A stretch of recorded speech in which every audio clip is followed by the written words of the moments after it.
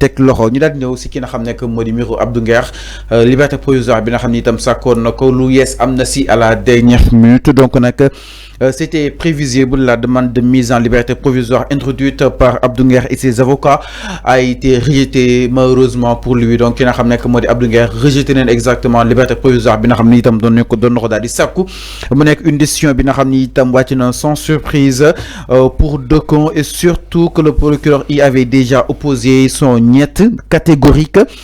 Samedi dernier, donc le juge du 3e cabinet a suivi le réquisitoire du procureur en maintenant le jeune chroniqueur dans les liens de la détention placé sous mandat de dépôt depuis le 17 avril pour diffusion de fausses nouvelles à l'origine de son inculpation. On poste sur les réseaux sociaux disant que Nguer demande une autopsie après le décès du président du Conseil constitutionnel, Mamadou Badio Camara, ce qu'il a démenti, soutenant qu'il n'est même pas propriétaire du compte qui a fait ce poste. Donc on a qui n'a jamais que Modi Abdou Nguer, malheureusement pour lui, le juge du 3e cabinet a refusé cette demande de liberté provisoire. Mbokk si wolof ki n'a jamais que Modi Abdou ak avocat ñoo daal di mobiliser wu saisir woon li nga xam ne que Modi juge 3e cabinet bi nga xam ne itam moo yoroon boobu dina xam ne que Modi dossier bind benn ko ñaan pour daal di koy jox benn ko bàyyi niguniku moom nag mujj nañ ko daal di gànkal ba ni kon ki nga xam ne que Modi Abdou Nguer dina des ba tey si li nga xam ne que Modi kaso bi loolu nag loolu coow li jëm si gën ko àdduna ki nga xam ne que moo di Mamadou Badio Camara benn vidéo boo xam ne itam da nga ko daal di fësal que ni Nguer dafa doon laaj benn autopsie maanaam daal di xool ana si yenn anam la daal di génnee àddina ki nga xam ne que moo di Abdou Nguer nag mu daal di koy weddi ba mu daal di seet wecci jàpp ne loolu nag waxu ko te itam compte bëgg a dugal sax du compte am di ki nga xam ne que moo di Abdou Nguer seul moom Abdou Nguer seul sax moom teg nañ ko loxo moom ak ki nga xam ne que moo di justement le vrai Abdou Nguer. Alors Arfan naka na daal di jàngatee justement par rapport ak boobu de miir jëm si miiru ki nga xam ne que moo di Abdou Nguer ni yan ak wàllu yoonal bañ na li nga xam ne que mooy justement cette mise en liberté provisoire. Oui, dossier boobu amuñu commentaire bu ñuy wax bu ñuy def trop ci dossier boobu. Parce que c'est un dossier qui est en cours en instruction. Je crois que maître Moussa Diop loolu la waroon défendre plutôt nga dem di jël ay vidéo di ko publier ba ñu nar laa porter plainte ci loolu. Donc je crois que il a dit pain sur la planche comme on le dit mon maître Moussa Diop. Il faut faire tout pour faire sortir Abdou Nguer ci prison bobu parce que tu es son avocat, il est ton client. Lolu kessé la. Donc il faut pas ngeen dem ci presse bi di wax lo xam parce que presse bi mënul sétal Abdou Nguer, mënu ko may liberté provisoire. Juge yi kessé ñoo mëna may Abdou Nguer liberté provisoire su dé lolu mo am wala ñom ñoo ko mëna bañal liberté provisoire bobu.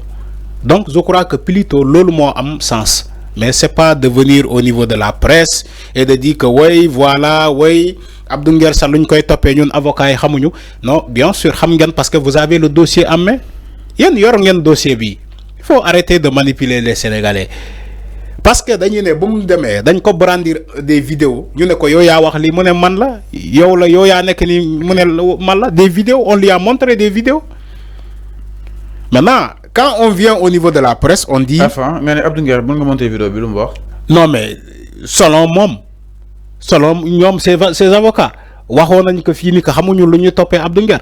Après ñu dem ñu ne Abdou Nguer 2 dafa ñëw ne leen way moom moo dugal vidéo boobu avec effectivement avec Abdou Nguer 2 voilà mu préciser Abdou Nguer 2 mu ne way moom moo dugal loolu parce que dafa fan Abdou Nguer. Abdou Nguer ne ko man xawma ko. C'est ce qu'il a dit.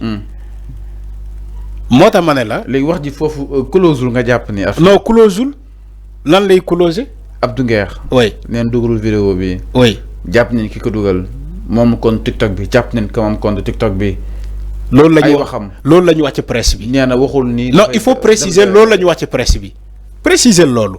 boo bëggee ñu avancer dama bëgg non préciser le foofu mais lu factuel la jàpp neen Abdou Nguer Fallou préciser le foofu loolu la ñu wax ci presse bi. non man waxuma ay waxu presse. mais ma yow waxu presse ngay wax. waxuma ay waxu presse. da nga ne jàpp ne ko information bi nga wax nii. moom la ñuy diffuser ci presse bi. mais est-ce que loolu moo am ci dossier bi. Fallou nous on s'est tellement familiarisé avec ces choses là da ngay gis ay avocats ñoo wax ci presse bi ak lu ñu wax ci presse bi ak lu nekk ci au fond du dossier c'est pas la même chose moo tax ma ne la yow li nga wax ni moom la ñu wax devant tout le monde ci la presse ni woy Abdou Nguer bu mu demee dañ ko ne yow yaa def ni mu ne du man Abdou Nguer 2 moo ko def Abdou Nguer jël na effectivement moom moo ko def waa Thiès la c'est-à-dire que ces choses là moom la ñu wax ci presse bi est-ce que réellement c'est ces informations là ñoo nekk au niveau du procureur est-ce que réellement ces informations là ñoo nekk au niveau de la justice je ne crois pas il y a des choses yoo xamante ne justice xam na ko ñun xamuñu ko il y a des informations yoo xamante ne juge yi ñoom yor nañu ko ñun yoruñu ko même la presse ça yoruñu ko. Les avocats de Abdou Nguer sont interdits de commentaires sur le fond du dossier. Légui pourquoi information bu ñu joxé ci presse bi ñu né mom mo am information bobu mo am nit da ngay mousse quand même. Si les avocats de Abdou Nguer sont interdits de commenter sur le fond du dossier, après il y a des informations qui spéculent au niveau de la presse, on dit que oui lolu mo am. Donc lu tax ñu japp Abdou Nguer lu tax ñu bay ko ci kasso bi ba légui parce que on a voulu donner à la presse ce que la presse veut entendre. C'est ça, le mot. On a voulu donner à la presse ce qu'elle veut entendre. Est-ce que réellement dans le fond du dossier Abdou Nguer wax nañu ko? Je ne crois pas. Mota dossier bi mu ngi suivre son cours. Toutefois bu léré. Et si toutefois les presse bi wax nek deug à voilà, j'aime le mot là, si toutefois. Voilà. Donc gisatoo la raison bi tax ñu wara mëna maintenir batay Abdou Nguer en prison. Même batay si toutefois bi ngay wax ni c'est pas toi c'est pas à toi de dire justement la raison. C'est pas à toi de le dire. Parce que nous on juge pas. La justice avant tout c'est la raison. Voilà, c'est la justice. Parce que ko deful mënuñu ko daan arfan quand même. Fallo. On juge pas des personnes. On juge les faits. Voilà, mais si toutefois les faits li presse relaté. Oui. Concrètement Arfan est-ce que loolu gis na nécessaire pour ñu denc ba tey Abdou Nguer ci kasso bi vu que neen du moom compte bi bu ko doon publier yëgul sax ka ko publier te waxul loolu concrètement Arfan. Oui, c'est les mots de Abdou Nguer. Yeneen dossier baax mais est-ce que ces mots suffisent? Est-ce que ces mots suffisent largement pour qu'on le laisse partir? Tu n'as jamais vu un coupable déclarer que je suis coupable. Mën na am mais en titre d'exception. Un coupable qui se déclare automatiquement oui li nga topé oui li may topé yo juge bi réellement mom mako def je suis coupable waxuma do am de wala waxuma amul de mais bariwul tous les coupables se plaident d'abord innocents dès le début.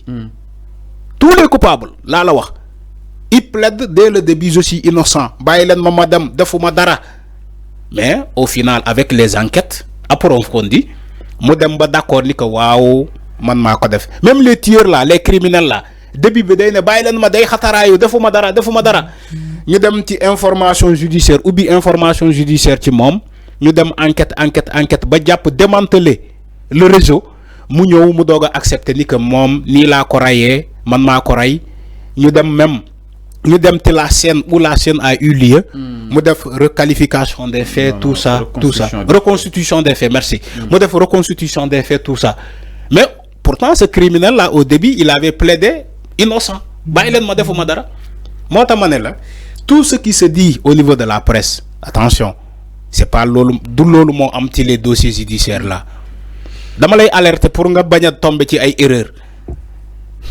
La presse, il nous dit ce qu'on doit savoir. C'est l'opium du peuple, comme le dit Karl Marx. Les télévisions là, la télévision, l'école, tout ça, la presse, tout ça, c'est l'opium du peuple. Il nous informe à titre de l'ignorance, ce qu'on veut savoir. On est des journalistes, on sait comment on fait l'information. Mais la réalité des choses, c'est autre chose. Peut-être concrètement. Qui cherche trouve encore une fois. Voilà, tu as dit le mot. Qui cherche trouve. Tu as dit le mot. Concrètement, encore une fois, la sanité lui réitère son soutien à son égard qui n'a jamais que Modi Abdou Nguer. Ñu koy ñaanal bu baaxa baax suñu borom teggi ko lu ñu mel concrètement alors ñu daal ñëw si leneen avant daal di koy jeexalee suñu ponk mujj du côté de la régie ginnaaw